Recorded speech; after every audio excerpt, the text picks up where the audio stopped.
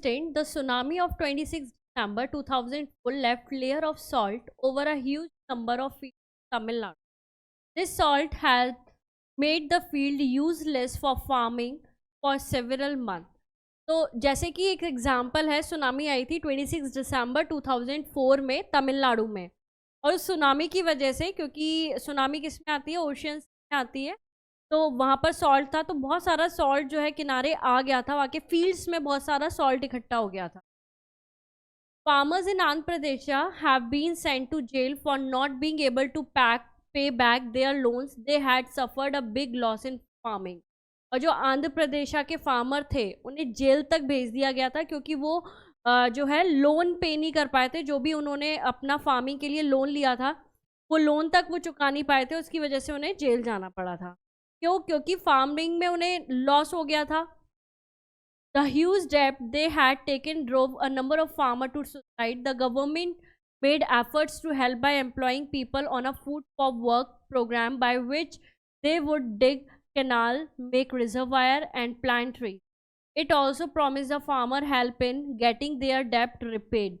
In 2005, the rain finally came and the situation in Andhra Pradesh has started improving. According to government figure, 1,50,000 farmers have died between 1997 to 2005. The farmers and the government are now working together to the water supply to the field. तो जिसकी वजह से जो jail गए थे उसकी वजह से ये जो लॉस हुआ था फार्मिंग में सुनामी की वजह से तमिलनाडु और आसपास आंध्र प्रदेश में, तो वहाँ कई फार्मर्स ने सुसाइड अटैम्प्ट कर लिया था. हालांकि गवर्नमेंट बहुत सारे काम कर रही है इस फील्ड में, बहुत सारे प्रोग्राम ला रही है, उन्हें जॉब वगैरह प्रोवाइड करा रही है और बहुत सारी स्कीम भी ला रही है, जिसके तहत जैसे कि वो कैनाल बनवाते हैं, रिजर्वायर बनवाते हैं, ट्रीज प्लांट करते हैं ताकि ज़्यादा से ज़्यादा वाटर होल्ड कर पाए, है ना. तो इस वजह से 2005 में फिर क्या हुआ, 2004 में सुनामी आई थी, 5 में फाइनली जो है रेनफॉल हुआ और रेनफॉल की वजह से सारी सिचुएशन पहले की तरह आ गई. लेकिन रिकॉर्ड के अकॉर्डिंग 1997 से 2005 के बीच में 1,50,000 फार्मर्स जो है वो मर गए थे. Landless labour. All kind of farmers need land to grow crop or raise animals. Some farmers own the land they are tilling. Others take the land on rent from which landowner and give him an annual rent or part of the produce depending on what their agreement is. Most farmers in India own less than an acre of land. They are poor and heavy debt. A number of farmers who have lost their land go to work on other people's field as landless labor. तो landless labour क्या होती है? क्योंकि खुद के land है वो तो फार्मर अपना लैंड में काम करते हैं, लेकिन बहुत सारे फार्मर और मोस्टली इंडिया में फार्मर जो हैं उनके पास लैंड नहीं होते, तो वो लैंड को किराए पर लेते हैं, जिनके पास लैंड होते हैं, और किराए पर लेकर फार्मिंग करते हैं. अब सोचिए वो रेंट पर ले रहे हैं लैंड को और फिर उसके बाद भी उन्हें लॉस हो जाए तो फिर वो कर्जा उन पर बढ़ता चला जाता है. तो ये होते हैं landless labour. Seasonal migration. Farmers should practice forestry, animal rearing, fishing, poultry and horticulture apart from grain farming so that they can fall back on other means of income in case of a drought. Most farmers who practice subsistence farming travel to cities in search of job in the season when crops do not grow. From the time of sowing to the time of harvest, these farmers stay in the village tending to their crop, especially at the time of harvest. A number of farmers who have lost their land also tend to return to their village to help out with the harvest and make some extra money in this way. A very sad thing happened as a result of this seasonal migration. The children of farmers frequently end up missing school. A number of them eventually drop out and stop studying.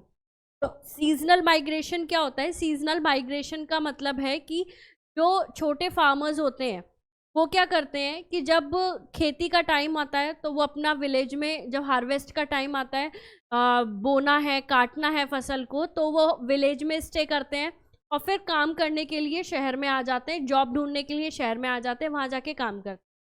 तो ये सारी दिक्कतों में उनके बच्चों को बहुत problem होती है, वो उन्हें अपनी पढ़ाई बंद करनी पड़ती है, ठीक है। तो ये होते हैं seasonal migration. Variation in food choices. As we have studied in previous chapter that our food habit are changed now.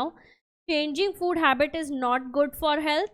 It is also create a problem for farmers because this leads to number of farmer opting to plant cash crop on their cropland instead of the basic items such as cereals, vegetables and pulses. Cash crop like tobacco, sugarcane and cotton are grown for direct sale rather than for the farmer's personal use. By growing cash crop, farmer make a little more money than they would otherwise, but they end up spending more money on buying food to feed themselves and their family. तो जैसे कि हमने previous chapter में पढ़ा था कि जो है फूड हैबिट्स हमारी चेंज होती जा रही हैं and this is not good for our health. तो हम फार्मर्स के पास चॉइस होती है, कुछ तो वो ग्रेन क्रॉप होती है और कुछ होती है कैश क्रॉप। कैश क्रॉप में जो है वो आ जाते हैं टोबैको, शुगर केन, कॉटन, जो कि डायरेक्ट सेल किए जाते हैं फैक्ट्रीज वगैरह में। और वो क्या करती है, जैसे कि शुगर केन से क्या बनता है, चीनी बनती है, और टोबैको और भी कंपनीज जो है खरीदती हैं, फिर उसे मॉडिफाई करके टोबैको को फिर मार्केट में लाया जाता है। तो इनकी डायरेक्ट इनकम हो जाती है, डायरेक्ट कैश इन्हें मिल जाता है। Shortage of food. The farmer working on other land work in the field to grow crop. For all hard work, they get very little. So little that they cannot even buy enough rice to feed their family. Some months they do not get any work at all.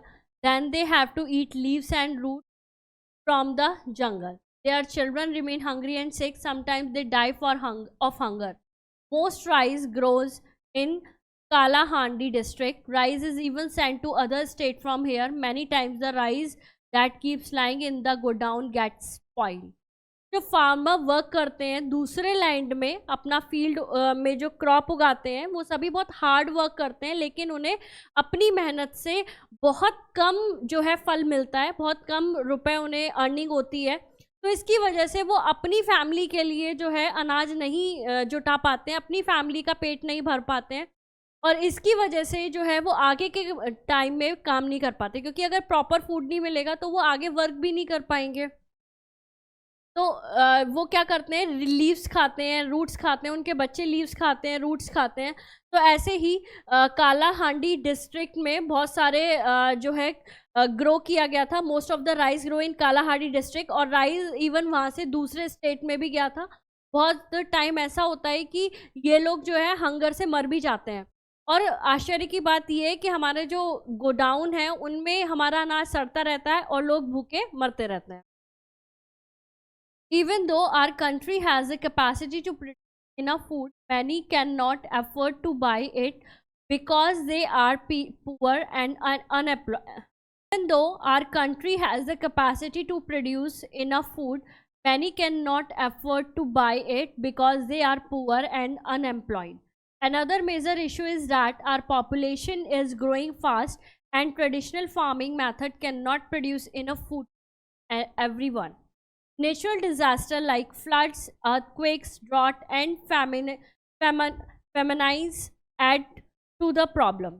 When a large number of people are starving because they do not have enough to eat, we say that there is a famine. Famines may be caused by climatic disasters such as drought or flooding, as well as by damage to crop by pest or disease. Even though our country, जो हमारी country है वो enough food जो है produce करती है, लेकिन उसके बावजूद जो है कई लोग जो है भूख के कारण जो है अपना मर जाते हैं। ठीक है, तो ये एक बहुत बड़ा इशू है। एक तो इशू ये है कि हमारी पॉपुलेशन जो है वो ज़्यादा बढ़ती जा रही है, लैंड कम होते जा रहे हैं, इसलिए खेती कम होगी, लैंड होंगे तो खेती होगी। तो population is a major issue, और ट्रेडिशनल फार्मिंग मेथड जो है उससे ये सारे जो है पूर्ति नहीं की जा सकती। पॉपुलेशन ज़्यादा है, और अगर ट्रेडिशनल फार्मिंग भी आजकल चल रही है, जो लोग पुअर हैं वो एफर्ड नहीं कर सकते मशीन वगैरह, तो वो ट्रेडिशनल फार्मिंग के कर रहे हैं farming.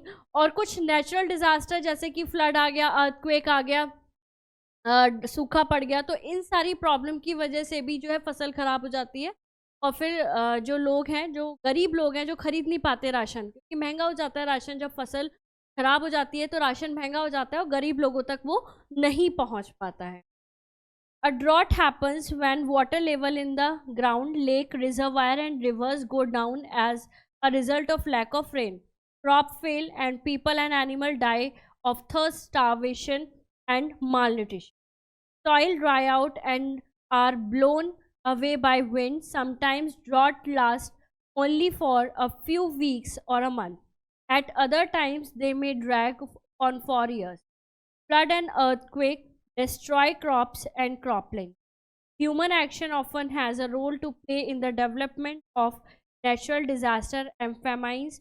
For instance, Bengal famine.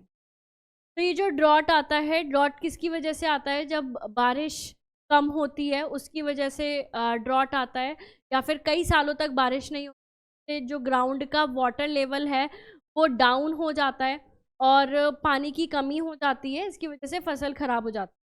और जो एनिमल्स और ह्यूमन बींग्स हैं, पानी की कमी से एनिमल्स भूख के मारे मरने लगते हैं, चारों तरफ तबाही होने लगती है। और ह्यूमन बींग्स क्योंकि खेती भी नहीं कर पाते, पानी भी की दिक्कत की वजह से फिर कुपोषण जो है वो दिखने लगता है।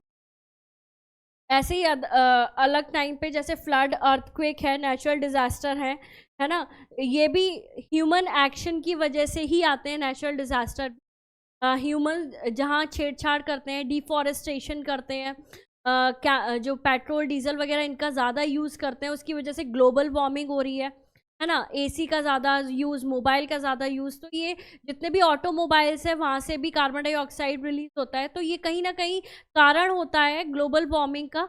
तो उसकी वजह से भी जो टेम्परेचर है वो अर्थ का बढ़ता जाता है और नेचुरल डिजास्टर जो है आ जाते हैं। Wastage of food, we should only put as much food on our plate as we can eat. Wasting food is wrong. Nearly 6 million people starve in the whole every day, and hunger kills 12 million children worldwide year. If we only buy or serve as much as we can eat, we could make food available to others who. तो wastage of food बिल्कुल नहीं करनी चाहिए। जितना आपको खाना है आपको उतना ही अपनी प्लेट में लेना चाहिए। बहुत सारे लोग हैं जो वो खाने की ज़रूरत है, लेकिन क्योंकि हम वेस्ट करते हैं इस वजह से उनको नहीं मिल पा रहा है।